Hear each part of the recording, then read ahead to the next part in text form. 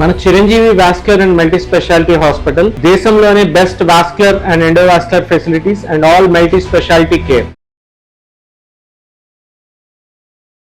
నమస్తే రమగారు. నమస్తే జయ.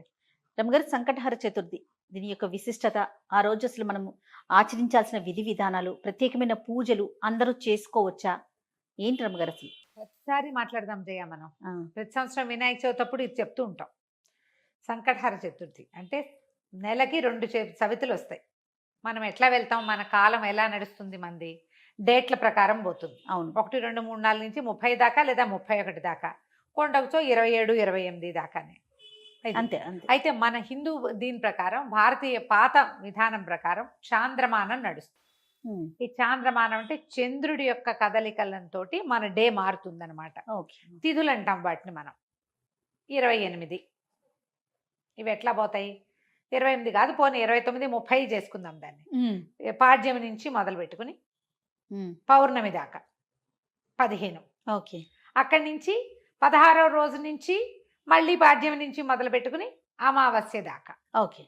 ఇట్లా మన తిథులు నడుస్తూ ఉంటాయి. ఇందులో ప్రతి నెల 2 పాడ్యములు రావాలి, 2 విధియలు, 2 తదియలు, 2 చవితులు, 2 పంచములు, 2 షష్ఠులు, 2 సప్తములు, అన్ని 2 రావాలి. అవును.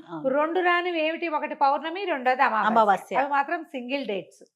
చతుర్దశులు, త్రయోదశులు, దశములు, ఏకాదశులు అన్ని 2 రావాల్సింది. ఏకాదశి నియమం మనకి సాధారణంగా ఉంటుంది. ఎట్లా? శుక్ల ఏకాదశి, బహుళ ఏకాదశి. ఏకాదశి నాడు ఉపవాసం ఉండటం, ద్వాదశి నాడు ద్వాదశ పారణ చేయటం మన తాలూకు హిందూ సంప్రదాయం. అలాగే హిందూ సంప్రదాయం ప్రకారం నెలలో వచ్చే 2 చవితులని మనం వినాయక ఆరాధన చేయవచ్చు. ఓకే. ఈ చవితి ఆరాధన మనం ప్రత్యేకంగా ఎప్పుడు చేస్తాము? వినాయక చవితి చేసుకుంటాం.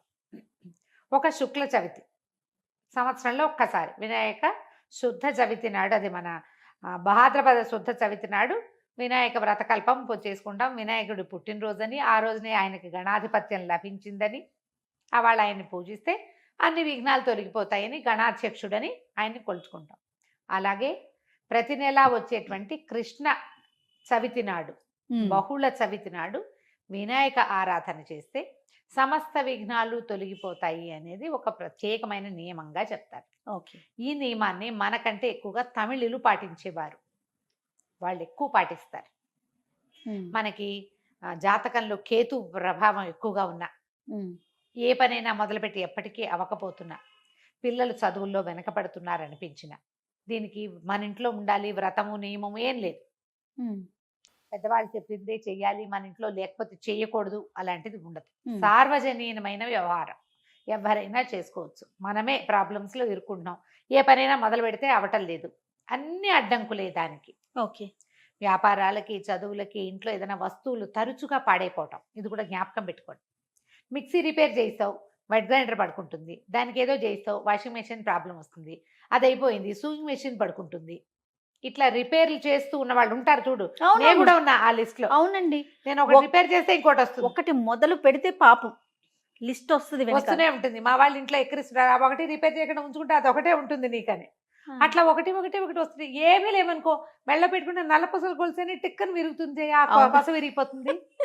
నిజంగా నిజం రమ్మ గారు. చెవిదుద్దులు శీలలు విరిగిపోతాయి. కొంతమంది జాతకాలు ఉంటాయి చూడండి, ఒక వరుసగా వస్తాయి, ఆగితే మళ్ళీ ఆగిపోతాయి. 2 సార్లు 2 బంగారపు వస్తువులు అయినాయి. ఓ వారం ఏమో ఒక 15 రోజుల్లో ఒక మొదటి ఫోర్ట్ నైట్ లో చెవిదుద్దు శీల బిళ్ళ విరిగి చేతిలోకి వచ్చింది, పొల్లేమో ఆ గొట్టంలో ఉండిపోయింది. ఇదేమిట్రా ఇలా అయింది, దీన్ని చేయించాలి అనుకుంటున్నా. సరిగ్గా 15 డేస్ తిరగగానే చిన్న గొలుసు ఒకటి పెట్టుకుంటాను నేను, హుక్ దగ్గర విరిగింది. దాన్ని రిపేర్ చేయించా, చెవిది ఈ గొలుసు విరిగింది. గొలుసు ఇంకా రిపేర్ చేయించలేదు, ఉంచారు. మళ్ళీ ఇంకోటి వస్తుందని. నెక్లెస్లు అవి లింకులు ఊడిపోతే ఏం చేస్తాను, అలా అనిపిస్తుంది నాకు. ఇలాంటి వాళ్ళు వీళ్ళందరూ సంకటహర చతుర్థి చేసుకోవచ్చు. సంకటహర చతుర్థి చేసుకుంటే బిజినెస్లో ఇబ్బందులు, చదువుల్లో ఇబ్బందులు, చిన్న చిన్న ప్రమాదాలు, ఇళ్లలో ఏ పని అనుకున్నా అవకపోటాలు, వీటన్నిటికీ సమాధానంగా ఉంటుంది. జాతకాల్లో అయితే మాత్రం కేతువు తాలూకు ప్రభావం ఉన్నప్పుడు, కేతువుతోటి ఇబ్బందులు పడుతున్నప్పుడు, గ్రహస్థితుల్లో కేతు ఉన్నప్పుడు కూడా మనం ఇది చేయమని చెప్తారు. ఏదైనా ఇంటి ప్రయత్నం చేస్తున్నప్పుడు ఆగిపోతుంది, అప్పుడు కొన్ని వారాలు మొక్కుకుని మనం కొన్ని నెలల పాటు చవితులు చేసుకోవచ్చు. ఈ చవితి చేసుకోవడానికి పెద్ద విశేషమైన చేత ఏమీ లేదు. సింపుల్ వినాయక పూజే. ఓకే. దీనికల్లా పగలు ఉపవాసం, చుక్కలు కనపడ్డాక భోజనం. ఆ చుక్కలు కనపడ్డాక ఉండ్రాళ్ళు కుడుములు చేసి బియ్యపు రవ్వతోటి చేస్తాం కదా, అవో మీ ఇళ్లలో ఎలాంటి అలవాట్లు ఉంటే పాలతాకలే పెడతాం వినాయకుడికి అని మీకు అలవాటు అనుకో, పాలతాకలు పెట్టండి, మన అలవాటు ప్రకారం పెట్టుకోవచ్చు. కుడుములో ఉండ్రాళ్ళు ఆయనకి నివేదన చేసి నమస్కారం చేసుకుని చంద్రుని చూసి అన్నం తినేసేయచ్చు. పగలు ఉపవాసం ఉండే సంకష్టి అంటారు మహారాష్ట్రియన్స్, కన్నడిగులు బాగా చేస్తారే, బాగా ఎక్కువ ఉంటారు. మన వైపు తక్కువ, కానీ మన వైపు కూడా ఇప్పుడు కనపడుతున్నారు బాగా. నాకు కూడా అలవాటు ఉంది, మేము చేస్తాం.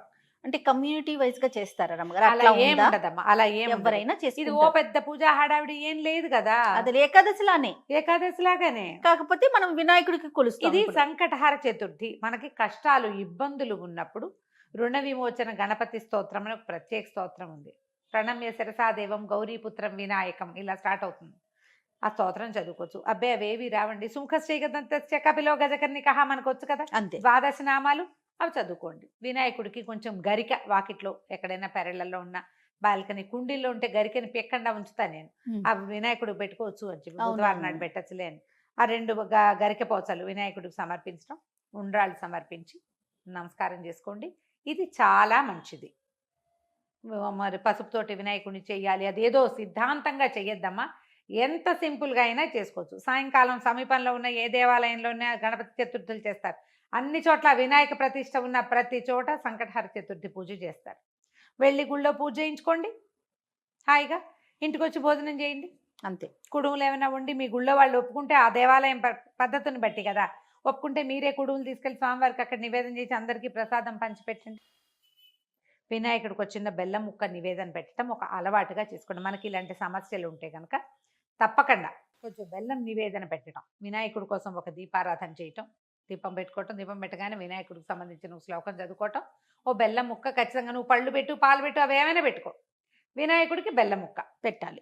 ఇలా నివేదన పెడితే మనకి చాలా సమస్యలు తీరుతాయి. ఇప్పుడు నవంబర్ 1 వచ్చినట్టుంది. అవునండి, అంతేనా? అవును. ఆ ప్రతి నెల చూసుకోండి, క్యాలెండర్లో ఉంటుంది. మీరు ఈజీ మెథడ్ ఏంటి, క్యాలెండర్లో నోట్ చేసి పెట్టుకోండి. ఇందులో మళ్ళీ ఒక స్పెషల్ ఉంది. మంగళవారాలు గనక ఈ చతుర్థి వస్తే చాలా విశేషం. అంగారక చతుర్థి అంటారు దాన్ని. అది చాలా విశేషమైంది. అది ఎక్కువ సమస్యలు తీరుస్తుంది, ఇంకా ప్రాబ్లమ్స్ తీరుస్తుంది. దీనివల్ల బ్రహ్మాండం బదలైపోయి వారికి ఏదో వస్తుందని కాదు, కొన్ని జాతకపరమైన సమస్యలు తీరుతాయి. ఏ పనులు కానప్పుడు మనకు ఒక శాంతిగా ఉంటుంది. చికాకు తగ్గినా చాలు కదా అమ్మగారు, ఏదో వచ్చి మీద పడక్కర్లేదు. జస్ట్ మనకు ఉన్న ఆ చికాకు, ఆ బాధ, మనసు శాంతిగా ఉంటే అదే చాలు, అదే చాలు. అంతకంటే ఆటోమేటిక్ గా సమస్యలు పరిష్కారం అవుతాయి. అవును, అలా చేసుకోవచ్చు. మంగళవారం చతుర్థి వచ్చిందనుకో ఇంకా కంఫర్టబుల్గా ఉంటుంది. ఒక 40 చేయొచ్చు, ఇవి 40 చేయొచ్చు, 21 చేయొచ్చు, 5 నేను 7 లెక్క పెట్టుకుని కూడా చేస్తా. చేయ ప్రతి నెల సంకటహర చతుర్థి నాడు పొద్దున్నే మా అక్కయ్య నేను ఒకళ్ళు గుర్తు చేసుకుంటాం ఇవాళ చతుర్థి అని. ఓకే, జ్ఞాపకం చేసుకుని మా ఇద్దరికి అలవాటు ఉంది. నాకు కొంచెం వినాయక ఇవి కూడా ఎక్కువ కదా, ఎక్కువ శ్లోకాలు చదువుకుంటాను నేను. చిన్నప్పుడు చదువుకున్న తొండమున ఏకదంతమును కూడా చదువుతారు రోజు నేను, నాకు అది అలవాటు. ఎవరి అలవాట్లు వాళ్ళవి కదా, మీరు అలవాటు చేసుకోండి. ఏదైనా ఇలాంటి సమస్యలు ఉన్నప్పుడు ఇట్లా చేసుకోవచ్చు. ఇది కొన్నాళ్ళు చేసి మానేయచ్చా లాంటి ప్రశ్నలు వస్తాయి ఎంతసేపు.